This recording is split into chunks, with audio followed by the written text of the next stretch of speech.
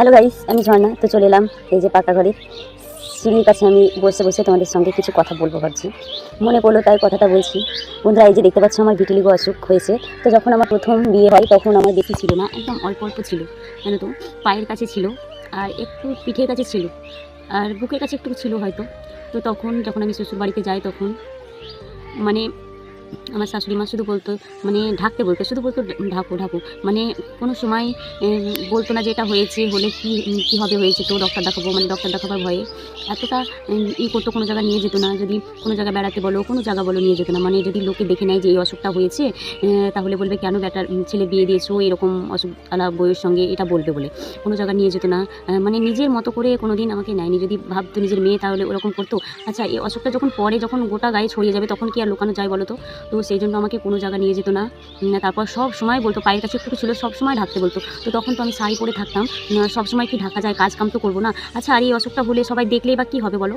তো সেটা আর বুঝতো না। তখন আমি এতটা দুঃখ পেতাম যে আমাকে হয়তো অসুখটা হয়েছে, আমাকে ওদের বাড়িতে একদম হয়ে থাকতে হবে, সবার ছোটো হয়ে থাকতে হবে, কারণ আমাকে এভাবেই চলতে হবে ওদের বাড়িতে, কারণ আমার এই অসুখটা হয়েছে বলে আমি একদম সবার থেকে আলাদা, এরকম একটা লাগতো। এতটা দুঃখ লাগতো, কোনোদিন বলতো না মুখ ফুটে যে এই অসুখটা হয়ে তো কী হয়েছে, হোক গা, কত মানুষের হয়েছে, হলে কী হবে, এই অসুখটা কেউ বলতো না, বুঝলে। আমার হাজব্যান্ড শুধু বলতে এরকম হয়েছে, কত লোকের আমি দেখতে পাই, বাড়ি আসি, চেন্নাইয়ে কাজ করে, তো চেন্নাই থেকে যখন বাড়ি আসি তখন দেখতে পাই অনেক লোকের হয়েছে, এটাই বলতো আর কি। তো আর আমার শাশুড়ি শ্বশুররা কোনো সময় বলতো না, কারণ অসুখটা দেখাবার ভয়ে কোনো সময় টাকা পয়সা লাগবে, বেশি বেশি করে কোনো দিন দেখাতো না। মায়ের বাড়িতে আসতাম, মায়ের বাড়িতে দেখাতাম, হয়তো আমার হাজব্যান্ড একবার পয়সা দিত, টাকা পয়সা, তখন আমি দেখাতাম এরকম। বেশিরভাগ আমার মারাই দেখাতো। তো তখন এত খারাপ লাগতো, কোনো জায়গায় নিয়ে যেত না বলে। বাড়িতে থাকতাম, ওষুধ লাগাতে বলতো, রৌদ্র লাগাতে বলতো।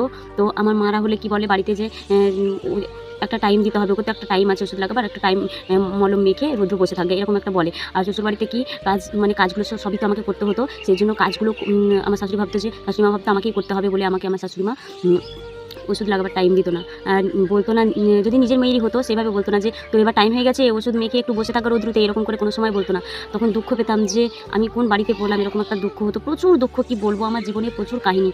খুব খারাপ লাগে গো বন্ধুরা, জানো তো। তখন মনে হয় যে আমি সবার থেকে একদম আলাদা। আর যদি আমার শাশুড়ি শ্বশুর সবাই যদি ভালোভাবে বলতো যে হয়েছে তো কী হয়েছে, এরকম তো সবার হয়, যদি ভালোবেসে নিয়ে থাকতো না, তাহলে আমার এই অসুখটা হয়তো কবে ভালোই হয়ে যেত। আমি ওদের, মানে বাড়িতে সবাই ওদের লজ্জাতে আমি করতাম না, মানে ওদেরকে আমি লজ্জা করতাম, ওষুধ মেখে বসেও থাকতে পারতাম না, কারণ ওরা তো সাহস দিতে পারতো না, ওরা তো সবসময় দূরে দূরে রাখতো, মনে হতো যে আমাকে যেন ঘৃণা করে, আমি একজন বাড়ির ঝি, এরকম টাইপের। সেই জন্য খুব খারাপ লাগতো, বুঝলে বন্ধুরা। তো আমার এই কথাটা বলবো লাগে, তাই বললাম তোমাদেরকে।